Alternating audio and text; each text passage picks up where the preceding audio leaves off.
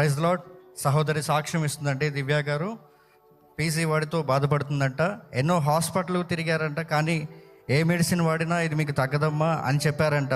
ఎన్నో హాస్పిటల్ తిరిగి ఇంకా దేవుడే స్వస్థపరిచాడు అనుకుని తండ్రి సన్నిధికి వచ్చి గత ఆల్ నైట్స్లో ప్రార్థన చేసుకుంటే ఆ పీసీఓడి నుంచి పూర్తి స్వస్థత దయచేసి ఇప్పుడు 3rd month ప్రెగ్నెంట్ అన్నా అని సాక్ష్యం ఇస్తున్నారు. స్వస్థపరిచిన దేవునికి స్తోత్రం చెల్లిద్దాం.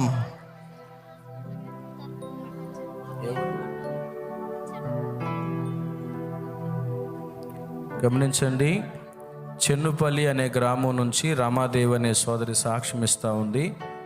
మరి వివాహమై 15 సంవత్సరాలు అవుతుందట.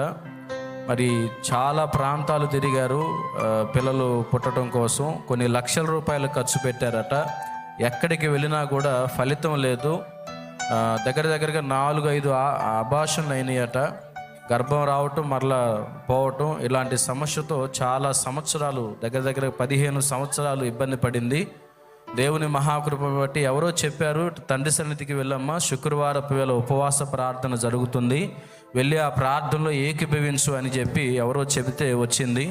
దేవుని కృపను బట్టి ఒక చక్కని బిడ్డని దేవుడు నాకు అనుగ్రహించాడన్న. వివాహమై 15 సంవత్సరాల తర్వాత ఒక బిడ్డను దేవుడు నాకు అనుగ్రహించాడని సాక్ష్యం చెప్తా ఉంది. ఏది మీ స్పందన? ఏది కొట్టాలి గట్టిగా. ఇది దేవుడు చేసిన కార్యం. తన బిడ్డల ప్రార్థన ఆలకించి అద్భుతాలు జరిగించున్నాడు. దేవునికే మహిమ కలుగును గాక.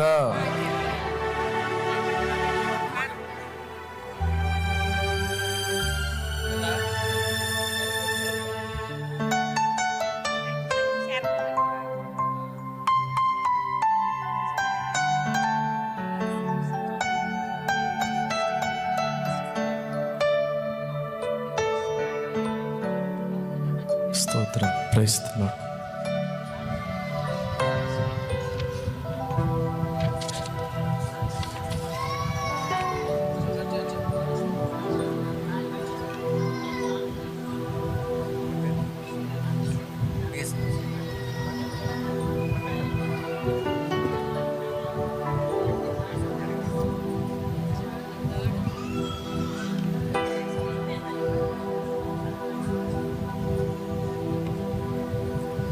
Praise the lord.